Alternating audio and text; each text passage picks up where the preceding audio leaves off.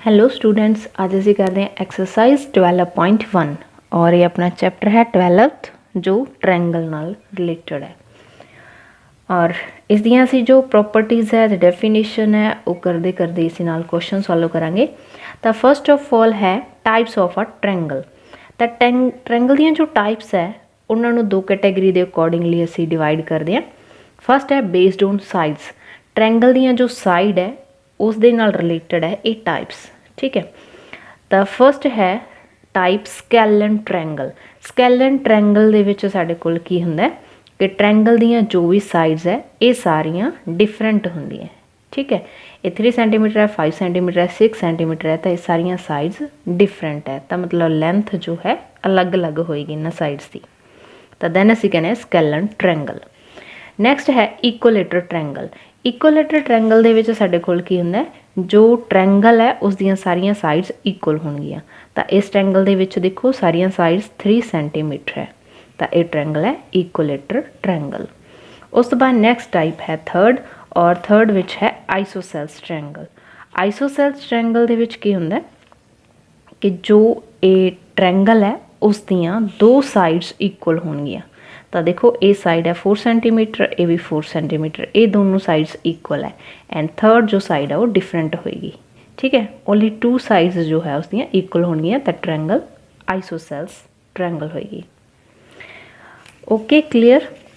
इस तो बाद नैक्सट टाइप है बेस्ड ऑन एंगल्स। तो ये जो टाइप है ये एंगल नाल बेस्ड है। तो एंगल के अकॉर्डिंगली आपां इहनूं नाम दिते हुए है ट्रायंगल नूं। तो फर्स्ट है acute angle triangle. Acute angle पता ही है तुहानूं किहड़े हुंदे आ, 90 डिग्री तो लैस होंदे आ। तो ये जो ट्रायंगल है इस दे विच देखो सारे एंगल जो है वो 90 डिग्री तो लैस है। तो ये जो ट्रायंगल बन रही है ये की है अक्यूट एंगल ट्रायंगल। ओके, और उस तो बाद नैक्सट है सैकेंड टाइप, ये है अबट्यूस एंगल ट्रायंगल। अबट्यूस एंगल किहड़े है जो 90 डिग्री तो ग्रेटर है। ठीक है, बट इस दे विच मैक्सीमम एक ही एंगल अबट्यूस एंगल हो सकता है, सारे एंगल नहीं हो सकते। तो देखो जिमें इस ट्रायंगल दे विच सी एंगल जो है वो 90 डिग्री तो ग्रेटर है, तो ये एंगल जो है अबट्यूस एंगल है। तो अगर किसी ट्रायंगल दे विच एक एंगल अबट्यूस एंगल होवे तो इस ट्रायंगल नूं असीं की कहांगे अबट्यूस एंगल ट्रायंगल। तो इस तरीके नाल इसदी थर्ड टाइप है राइट एंगल ट्रायंगल। तो राइट एंगल आपां किस नूं कहने हैं 90 डिग्री नूं। तो अगर किसी ट्रायंगल दे विच एक कोण 90 डिग्री दा आ जाए तो उस ट्रायंगल नूं की कहने right angle triangle. Okay, clear. Then next है मीडियंस ऑफ अ ट्रायंगल। तो ट्रायंगल दियां जो मीडियंस है एक ही है। तो पहले आप डेफिनेशन करते हैं इसकी। कोई भी अपने को इस टाइप नाल एक ट्रायंगल है, ठीक है, और इसनूं नाम दिता ABC। ये ट्रायंगल है और BC जो ए साइड है इसका असीं लवांगे मिड पॉइंट AD, इसका मिड पॉइंट है। मिड पॉइंट का की मतलब है बिल्कुल सेंटर दे विच जो BD का ये डिस्टेंस है एंड DC का डिस्टेंस है, दोनों इक्वल होंगे। ये D पॉइंट बिल्कुल सेंटर च है, तो इनू असीं कहने D जो है ये मिड पॉइंट है। ठीक है, तो ये मिड पॉइंट नाल अगर असीं ए वर्टैक्स है जो अपोजिट वर्टैक्स इसनूं अगर D नाल मिला देंगे तो ये जो लाइन है AD ये की होएगी मीडियन होएगी। ठीक है, क्लीयर। तो यह हुंदी है ट्रायंगल दी मीडियन। जो किसी वर्टैक्स नूं अपोजिट साइड दे मिड पॉइंट नाल मिला देने हैं तो उन्होंने कहते हैं मीडियन। तो इस तरीके नाल अगर इस ट्रायंगल दे विच अगर असीं देखिए तो 3 मीडियनस हो सकती हैं ABC। BC का मिड पॉइंट लवांगे D। ठीक है, तो AD नूं मिला दो तो ये साडे कोले एक मीडियन है। तो नैक्सट है AC का मिड पॉइंट लवांगे E। ठीक है, तो अगर इसनूं अपोजिट वर्टैक्स B नाल मिला दिए तो ये भी एक मीडियन है। नैक्सट AB का मिड पॉइंट लवांगे F। तो अगर F नूं इसके अपोजिट वर्टैक्स C नाल मिला दिए तो ये भी की है एक मीडियन है। तो इस तरीके नाल जो है AD और दूसरा है BE और CF ये तीनों साडे कोल मीडियंस है। तो एक ट्रायंगल दियां 3 मीडियंस होंदियां वध तो वध। ओके, ਹੁਣ ਅਸੀਂ ਇਸ ट्रायंगल ਦੀ मीडियन फाइंड आउट करनी है। तो मीडियन फाइंड आउट करने ਲਈ ਪਹਿਲਾਂ BC ਦਾ ਮਿਡ ਪੁਆਇੰਟ ਦੇਖਾਂਗੇ। ਤਾਂ ਮਿਡ ਪੁਆਇੰਟ ਦੇਖਣ ਲਈ ਜੋ BC ਹੈ ਉਸਦੇ ਹਾਫ ਨਾਲੋਂ ਥੋੜਾ ਜਿਹਾ ਜ਼ਿਆਦਾ ਇਹ ਪ੍ਰਕਾਰ ਖੋਲ ਲੈਣੀ ਹੈ। ਤਾਂ ਇੱਥੇ ਪਹਿਲਾਂ ਇੱਕ ਕਾਰਨਰ ਪੁਆਇੰਟ ਤੇ ਇਸ ਨੂੰ ਰੱਖ ਕੇ ਇੱਕ ਉੱਪਰ ਆਰਕ ਲਗਾਵਾਂਗੇ ਐਂਡ ਇੱਕ ਨੀਚੇ ਆਰਕ ਲਗਾਵਾਂਗੇ ਇਸ ਟਾਈਪ ਨਾਲ, ਠੀਕ ਹੈ। ਉਸ ਤੋਂ ਬਾਅਦ ਫਿਰ ਅਸੀਂ ਇਸ ਨੂੰ ਦੂਸਰੇ B ਪੁਆਇੰਟ ਤੇ ਰੱਖਣਾ ਔਰ ਇਸ B ਪੁਆਇੰਟ ਤੇ ਰੱਖ ਕੇ ਅਸੀਂ ਇੱਕ ਉੱਪਰ ਆਰਕ ਲਗਾਉਣੀ है एंड सिमिलरली एक आर्क नीचे लगानी है, ठीक है। तो ये देखो ऊपर जो आर्क लगाई है दोनों आर्क्स कट कर रही हैं आपस में इस पॉइंट पे और ये नीचे जो है आर्क्स कट कर रही हैं इस पॉइंट पे। तो इस तरीके नाल सानू ये दो पॉइंट मिल गए। तो इन्हां दो पॉइंट्स नूं असीं आपस दे विच ज्वाइन कर देना, ठीक है। इन्हां दोनों पॉइंट्स नूं हुण असीं ज्वाइन करांगे इस तरीके नाल। उस तो बाद ए पॉइंट सानू मिल गया और यही पॉइंट साडा डी पॉइंट होएगा, ठीक है। ये डी पॉइंट की है मिड पॉइंट है बी एंड सी का। तो इथों B D and D C दोनों इक्वल होंगे और मीडियन लिए असीं की करना है जो ये मिड पॉइंट है उसनू इस वर्टेक्स दे नाल मिला देना। तो जो ए है उसनू इस डी नाल मिला दो, ठीक है। तो ए डी जो ए वाली लाइन है ए डी वो की होएगी मीडियन। सो इत्थे ए डी जो है वो की बन रही है मीडियन बन रही है, ओके क्लीयर। उस तो बाद नैक्सट है साडे कोल एल्टीट्यूड। एल्टीट्यूड देखो ट्रायंगल का की हुंदा है। अगर अपने कोले एक ट्रायंगल है तो इस ट्रायंगल दे विच असीं एक 90 डिग्री का एंगल ड्रॉ कर दी, एक लाइन इत्थे ड्रॉ कर देनी है जो BC लाइन ते 90 डिग्री का एंगल बनाएगी। और ये जो लाइन है सपोज करो इनू भी नाम दिता होया D का सी।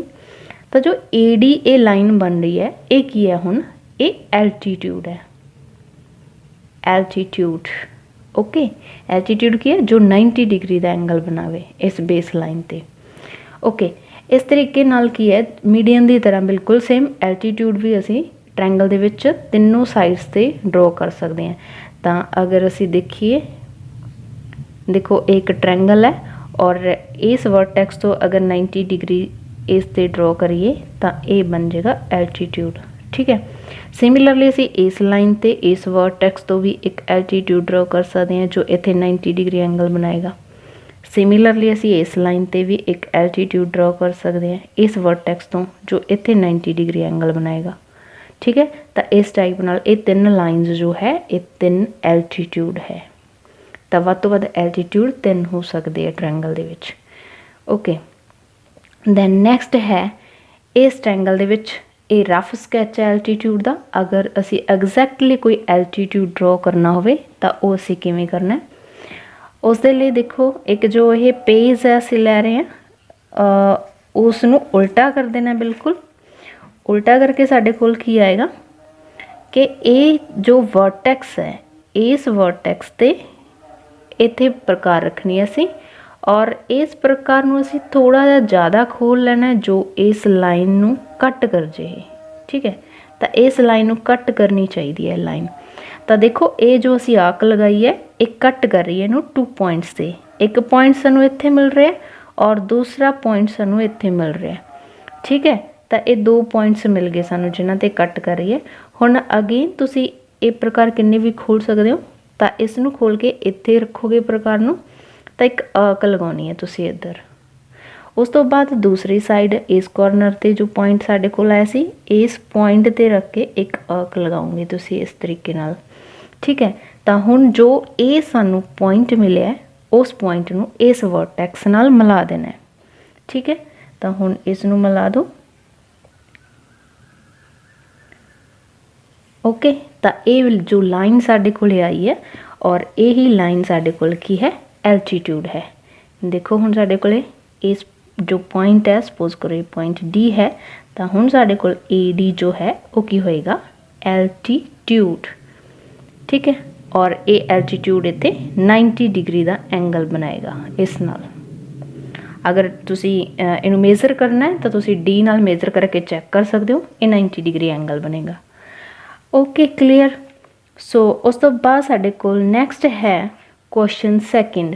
क्वेश्चन सैकेंड करते हैं पहले असी यही प्रॉपर्टी यूज़ करते हैं which in triangle PQR D is a mid point of QR।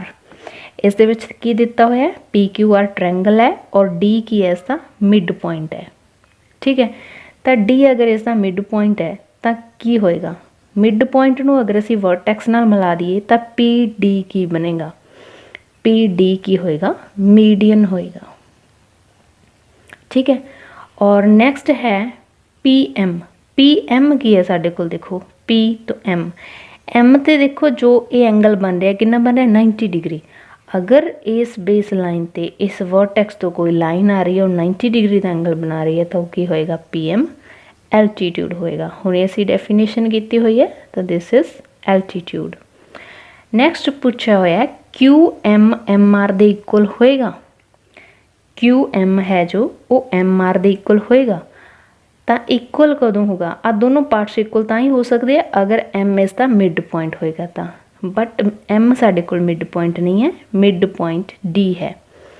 तो क्यू डी क्यू आर दे इक्वल होएगा बिकॉज डी इन्हां दे सेंटर च है, डी मिड पॉइंट है, तो एम नहीं है। सो इसका आंसर की होएगा नो, तो ये इक्वल नहीं है।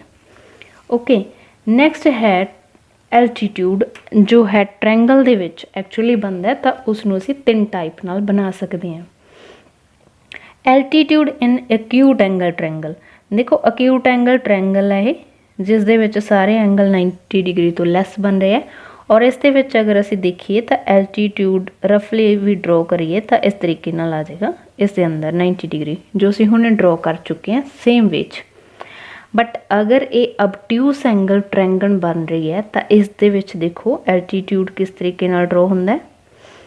ये एक ट्रैंगल है जो obtuse एंगल ट्रैंगल है और ये एंगल 90 डिग्री तो ग्रेटर बन रहा है। तो जो ये बेस लाइन है इस बेस लाइन को अगे एक्सटेंड कर देना असी। ठीक है, तो फिर जो इस वर्टेक्स तो असी एल्टीट्यूड ड्रॉ करांगे तो वो 90 डिग्री का एंगल इत्थे बनेगा। ठीक है, तो ये एंगल होएगा 90 डिग्री। तो ये जो लाइन है डॉटेड लाइन ये बन रही है, ये लाइन की है एल्टीट्यूड। क्लियर, और ये एल्टीट्यूड जो बनता है obtuse एंगल ट्रैंगल दे विच, और एक्चुअल जो ट्रैंगल है ये साडे कोल ट्रैंगल है ABC, और ये ABC ट्रैंगल तो बाहर बन रहा है, तो इसनूं असीं बोलते हैं एक्सटीरियर। ਇਹਦੇ ਨਾਲ ਅਸੀਂ वर्ड लगा देने एक्सटीरियर, तो इनू एक्सटीरियर एल्टीट्यूड कहते हैं। ठीक है, क्योंकि ट्रैंगल तो बाहर है। नैक्सट है altitude in right angle triangle. ये राइट एंगल ट्रैंगल दे विच देखो एल्टीट्यूड की होएगा, ये राइट एंगल ट्रैंगल है और इस ट्रैंगल दे विच ये एंगल 90 डिग्री का है। ठीक है, तो अगर असीं इनू ABC नाम दे दिए तो देखो अगर ये बेस लाइन है तो ये AB इसका एल्टीट्यूड है, तो AB एल्टीट्यूड बन रहा है। ओके, बट अगर मैं इसनूं थोड़ा रोटेट कर दा, अगर इसनूं रोटेट कर दिए तो की होएगा, ये बेस है और दैन ये की बनेगा, इससे 90 डिग्री एंगल बना रहा है, तो ये एल्टीट्यूड है BC। ठीक है, तो इस तरीके नाल BC भी एल्टीट्यूड बन रहा है।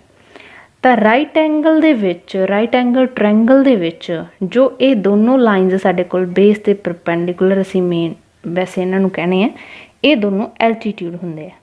ठीक है, तो एक राइट एंगल ट्रैंगल दे विच ट्रैंगल दियां जो दोनों साइड्स है ये दोनों साइड्स ही उस दे एल्टीट्यूड है, एक्सट्रा एल्टीट्यूड करने की सानूं लोड़ नहीं है।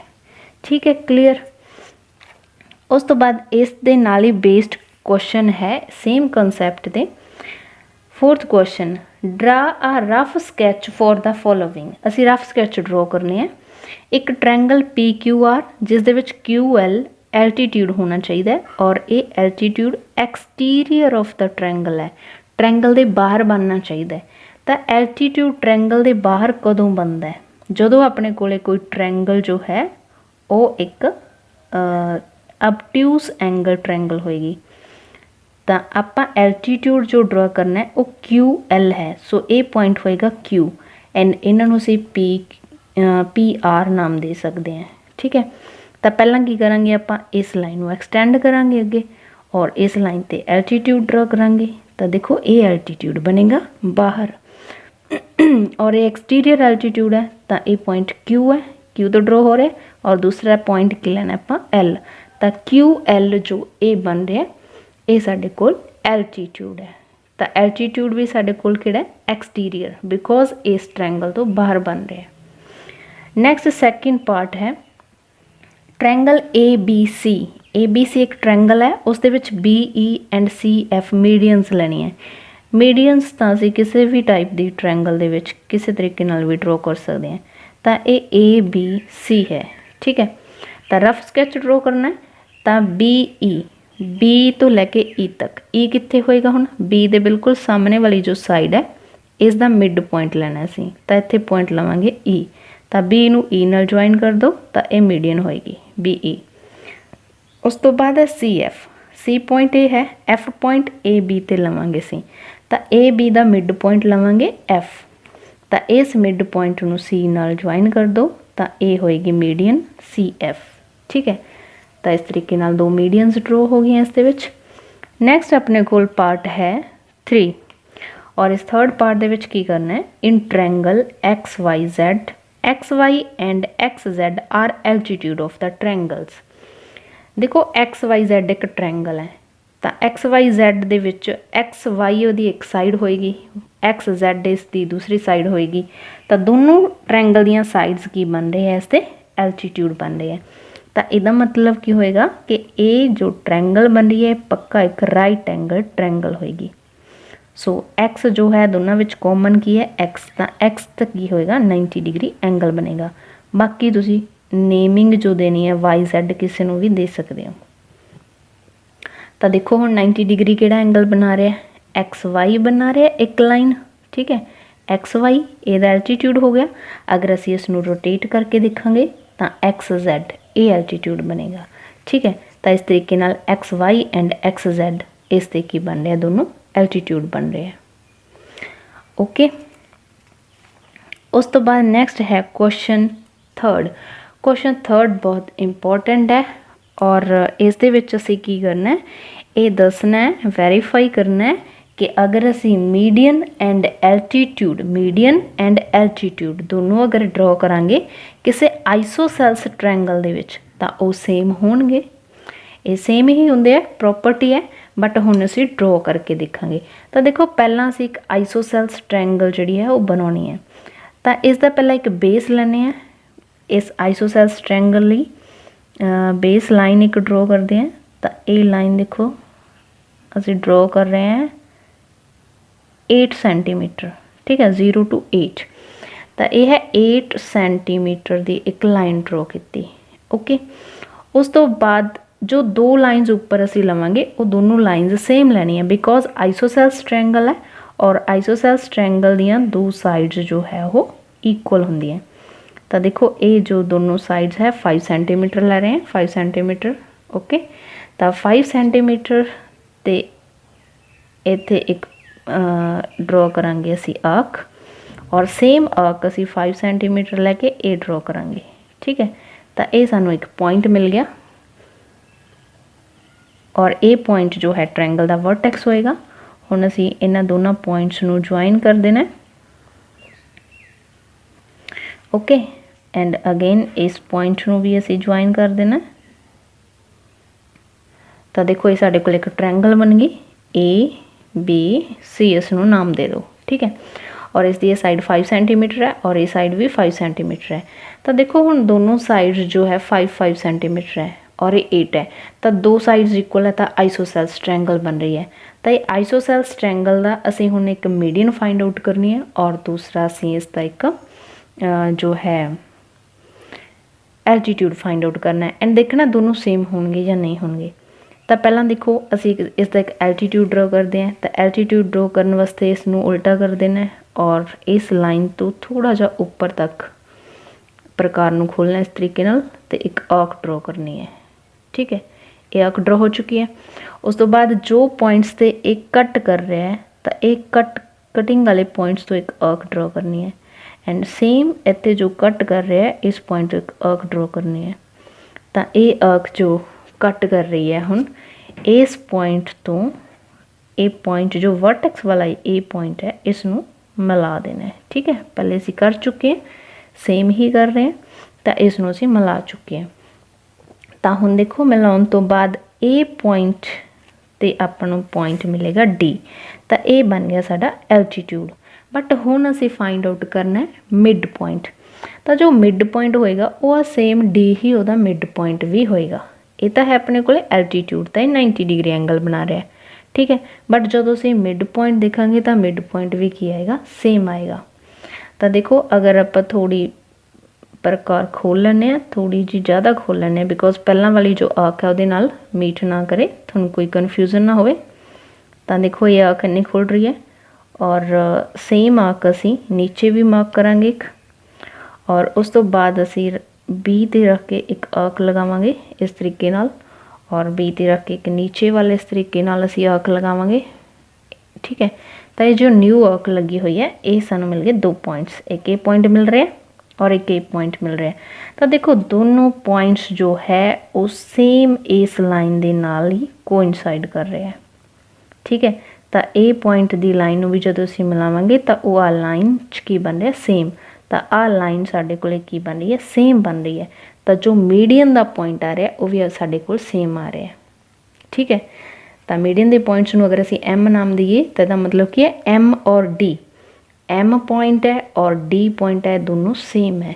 तो इसका मतलब की है कि जो मीडियन है आइसोसेलेस ट्रायंगल दे विच जो एल्टीट्यूड है एंड जो मीडियन है वो दोनों सेम है, ठीक है। Thank you for watching.